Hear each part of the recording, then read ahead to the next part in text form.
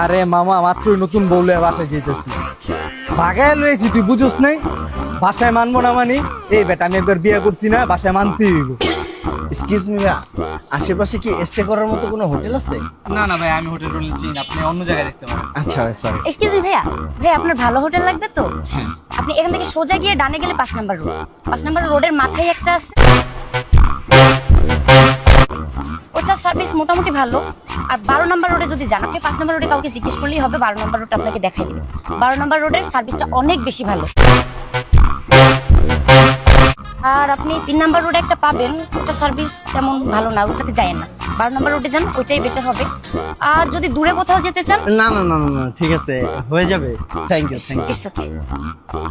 New couple, new married. হ্যাঁ, congratulation ভাইয়া।